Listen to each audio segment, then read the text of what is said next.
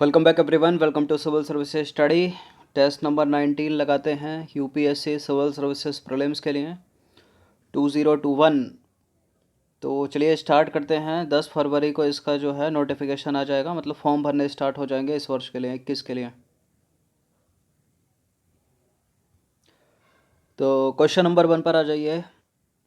निम्नलिखित कथनों पर विचार करना है। 2 स्टेटमेंट है यहाँ पर, बताना कि इनमें से कौन सा करेक्ट है। पहला स्टेटमेंट है फोर्टिफाइड राइस कर्नल चावल के फोर्टिफिकेशन पर आधारित एक पद्धति है और फोर्टिफाइड राइस कर्नल को सामान्य चावल के साथ 1:100 के अनुपात में मिश्रित किया जाता है। बताइए कौन सा करेक्ट है। फोर्टिफाइड राइस कर्नल चावल के फोर्टिफिकेशन पर आधारित एक पद्धति है, करेक्ट है स्टेटमेंट। और फोर्टिफाइड राइस कर्नल को सामान्यतः चावल के साथ 1:100 के अनुपात में मिश्रित किया जाता है, ये भी सही है। तो दोनों के दोनों करेक्ट हो गए, सी है इसका आंसर।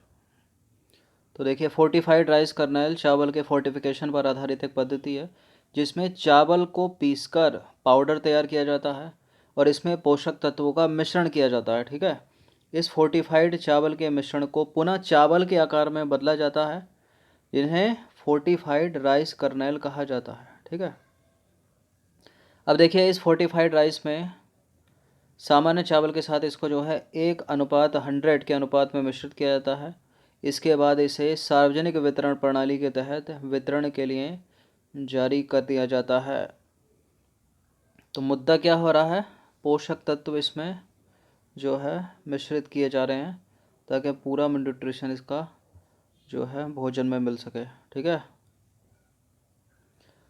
क्वेश्चन नंबर 2 पर आ जाइए। यूएन विमेन से रिलेटेड कुछ स्टेटमेंट है यहाँ पर। इसका गठन संयुक्त राष्ट्र महासभा द्वारा वर्ष 2010 में किया गया था। और दूसरा स्टेटमेंट है, यह संस्था महिलाओं की सुरक्षा और सशक्तिकरण के क्षेत्र में कार्य करती है। दूसरा स्टेटमेंट तो पढ़ के ही लग जाएगा कि हाँ भाई ठीक ही होगा। यहाँ बात अटकती है, 2010 है या फिर 2020? 10 ही है, करेक्ट है स्टेटमेंट दोनों के दोनों। तो वर्ष 2010 में संयुक्त राष्ट्र महासभा द्वारा यूएन विमेन का गठन किया गया और यह संस्था महिलाओं की सुरक्षा एवं सशक्तिकरण के क्षेत्र में कार्य करती है।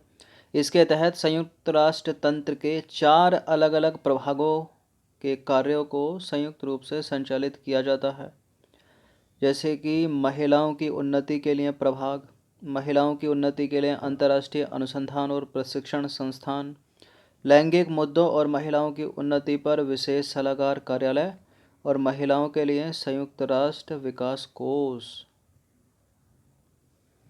इन मध्य अमेरिकी देशों को नॉर्थ टू साउथ सजाइए तो जरा, उत्तर से दक्षिण के क्रम में रखिए इन मध्य अमेरिकी देशों को। सबसे पहला आएगा होंडुरास उत्तर में, उसके नीचे जब चलोगे तो निकारागुआ आ जाएगा, कोस्टा रिका उसके नीचे ही है, पनामा सबसे नीचे है दक्षिण में। तो ये तो 1 2 3 4 हो गया, मतलब पहले से नॉर्थ टू साउथ है, तो डी हो गया इसका आंसर।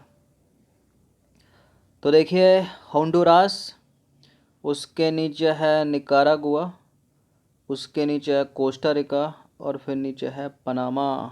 ठीक है, ये कैरेबियन सी है, पैसिफिक इधर आ गया। ठीक है,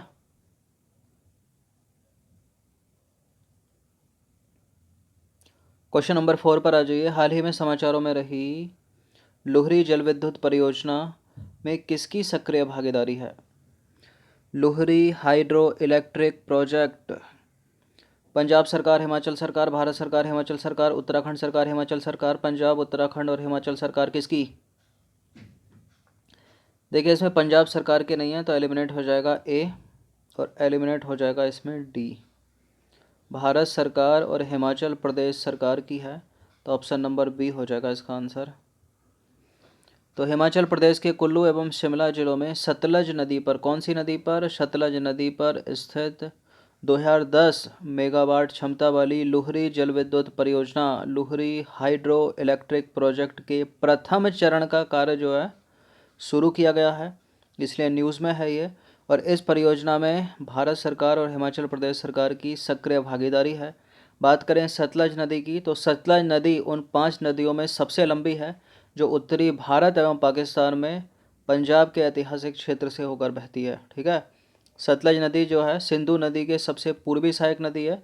इसका उद्गम सिंधु नदी के स्रोत से 80 किलोमीटर दूर स्थित तिब्बत में मानसरोवर झील के समीप राकसताल झील से होता है। नर्चिंग नेबरहुड चैलेंज और डेटा परिपक्वता मूल्यांकन फ्रेमवर्क चक्र 2 निम्नलिखित में से किस मंत्रालय की पहले हैं?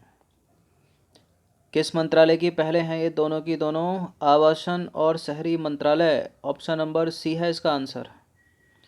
तो देखिए, केंद्रीय आवासन और शहरी मंत्रालय यानी union housing and urban affairs ministry ने छोटे बच्चों एवं उनकी देखभाल करने वालों और परिवारों के जीवन की गुणवत्ता में सुधार हेतु शहरों के लिए नर्सिंग नेबरहुड चैलेंज की शुरुआत की है। नर्सिंग नेबरहुड चैलेंज की शुरुआत देश भर के 100 स्मार्ट शहरों, 5 लाख से अधिक आबादी वाले शहरों और राज्यों तथा केंद्र शासित प्रदेशों की जो कैपिटल होती हैं, जो राजधानियां होती हैं, उनमें की है। इसके अतिरिक्त केंद्रीय आवासन एवं शहरी कार्य मंत्रालय ने अन्य 2 पहले और शुरू की हैं। उनका नाम है डेटा परिपक्वता मूल्यांकन फ्रेमवर्क चक्र 2 और शहरी डेटा अधिकारियों के लिए प्रशिक्षण कार्यक्रम। प्रधानमंत्री जन औषधि योजना किस मंत्रालय के तहत शुरू की गई थी, बताइए। इंपॉर्टेंट है मिनिस्ट्री इसकी, प्रधानमंत्री जन औषधि परियोजना PMBJP। स्वास्थ्य और परिवार कल्याण लगाकर इसको गलत मत कर देना। केंद्रीय रसायन और उर्वरक मंत्रालय। ऑप्शन नंबर सी है इसका आंसर। तो भारत सरकार द्वारा नागरिकों को सस्ती दवाइयां उपलब्ध कराने की योजना को वर्ष 2015-16 में प्रधानमंत्री जन औषधि परियोजना के रूप में परिवर्तित किया गया था, याद हो आपको। तो इसका उद्देश्य भारत के प्रत्येक नागरिक को उचित मूल्य पर गुणवत्ता जेनरिक दवाइयां उपलब्ध कराकर उनके स्वास्थ्य पर होने वाले खर्चे को कम करना है। और यह जो योजना है 2015 में केंद्रीय रसायन और उर्वरक मंत्रालय के फार्मास्यूटिकल्स विभाग द्वारा शुरू की गई थी। तो मिनिस्ट्री कौन सी लगी इसमें? केंद्रीय रसायन और उर्वरक मंत्रालय, न कि स्वास्थ्य और परिवार कल्याण मंत्रालय। निम्नलिखित में से कौन सा राज्य भारत के मुख्य शीतलहर क्षेत्र के अंतर्गत आता है? चल रही है ना अभी, कोल्ड वेव चल रही कि नहीं चल रही? उत्तर प्रदेश में चल रही है बिल्कुल। नई दिल्ली तो है ही है, हरियाणा भी है, केरल नहीं है। तो 1 2 3 1 2 3 ऑप्शन नंबर डी। तो देखिए, भारत का मुख्य शीतलहर जो क्षेत्र है इसमें आता है पंजाब, हिमाचल प्रदेश, उत्तराखंड, नई दिल्ली, हरियाणा, राजस्थान तक पहुंचती है, उत्तर प्रदेश तक जाती है, गुजरात में भी, मध्य प्रदेश में भी, छत्तीसगढ़, बिहार, झारखंड, पश्चिम बंगाल, उड़ीसा और तेलंगाना भी। शीतलहर यानी कोल्ड वेव जो है 24 घंटे के भीतर तापमान में तेजी से गिरावट अर्थात कृषि, उद्योग, वाणिज्य, सामाजिक गतिविधियों के लिए सुरक्षा की अवस्था वाले स्तर को दर्शाती है। मैदानी इलाकों में शीतलहर की घोषणा तब की जाती है जब न्यूनतम तापमान 10 डिग्री सेल्सियस या उसके नीचे होता है और लगातार 2 दिनों तक सामान्य से 4.5 डिग्री सेल्सियस तापमान कम होता है। अभी यही स्थिति बनी हुई है पिछले 1 हफ्ते से, थोड़ा ऊपर नीचे जा रही है। 8वां प्रश्न है, वर्ष 2011 का अरुणा शानबाग बनाम भारत संघ मामला किस विषय से संबंधित है? किस विषय से संबंधित है वर्ष 2011 का अरुणा शानबाग बनाम भारत संघ मामला? संवैधानिक होने के नाते निष्क्रिय इच्छा मृत्यु को स्वीकार करने से। ऑप्शन नंबर ए है इसका आंसर। तो देखिए, अरुणा रामचंद्र शानबाग बनाम भारत संघ 2011 मुख्य विषय क्या है इसका? संवैधानिक होने के नाते निष्क्रिय इच्छा मृत्यु को स्वीकार करना। अरुणा शानबाग बनाम यूनियन ऑफ इंडिया 2011 मामले में पहली बार जो है इच्छा मृत्यु का मुद्दा सार्वजनिक चर्चा में आया था। इस मामले में सुप्रीम कोर्ट ने अरुणा की इच्छा मृत्यु की याचिका स्वीकारते हुए मेडिकल पैनल गठित करने का आदेश दिया था। हालांकि बाद में न्यायालय ने अपना फैसला बदल दिया, लेकिन इस निर्णय ने असाध्य रोगों से पीड़ित व्यक्तियों को इच्छा मृत्यु देने की बहस को आगे बढ़ाने का कार्य किया था। और आपको याद हो यूथेनेसिया, इसके बाद एक ऐतिहासिक निर्णय 2018 में सर्वोच्च न्यायालय ने पैसिव यूथेनेसिया और लिविंग विल से रिलेटेड लिया था और प्रश्न भी कराया था इसके ऊपर। ठीक है, तब निम्नलिखित कथनों में से कौन सा सही है? पहला स्टेटमेंट है, हर साल 6 नवंबर को, कब? 6 नवंबर को अंतर्राष्ट्रीय स्तर पर युद्ध और सशस्त्र संघर्ष में पर्यावरण के शोषण को रोकने के लिए अंतर्राष्ट्रीय दिवस मनाया जाता है। इस दिवस को मनाए जाने की घोषणा संयुक्त राष्ट्र महासभा ने 5 नवंबर 2001 को की थी क्या? देखिए इसमें सही केवल ए भी हो सकता है, सही इसमें सी भी हो सकता है, और ये दोनों के दोनों गलत भी हो सकते हैं, क्योंकि यहाँ 5 की जगह 6 की जगह 5 नवंबर भी हो सकता है, ठीक है, लेकिन नहीं है, दोनों के दोनों सही हैं, सी है इसका आंसर। तो देखिए international day for preventing the exploitation of the environment in war and arm conflict, यानी हर साल 6 नवंबर को अंतर्राष्ट्रीय स्तर पर युद्ध और सशस्त्र संघर्ष में पर्यावरण के शोषण को रोकने के लिए अंतर्राष्ट्रीय दिवस मनाया जाता है। संयुक्त राष्ट्र महासभा ने 5 नवंबर 2001 को, कब? 5 नवंबर 2001 को प्रत्येक वर्ष 6 नवंबर को प्रत्येक वर्ष 6 नवंबर को युद्ध और सशस्त्र संघर्ष में पर्यावरण के शोषण को रोकने के लिए अंतर्राष्ट्रीय दिवस के रूप में इसको घोषित किया था। अब देखिए युद्ध के दौरान यह विभिन्न पारिस्थितिक तंत्र जैसे कि पानी की आपूर्ति में जहर, जंगल की ज्वाला, जानवरों की हत्या आदि को प्रभावित करता है। हालांकि मानवता ने हमेशा मृत और घायल सैनिकों और नागरिकों, नष्ट शहरों, आजीविका के संदर्भ में अपने युद्ध हताहतों की गिनती की है, जबकि पर्यावरण अक्सर युद्ध का असंगठित शिकार बना है, ठीक है, और बनता आया है। इसके अलावा इस दौरान जल कुओं को प्रदूषित किया जाता है, फसलों को जलाया जाता है, जंगलों की कटाई की जाती है, मृदा में जहर घुल जाता है और जानवरों की सैन्य लाभ के लिए हत्या कर दी जाती है, ठीक है।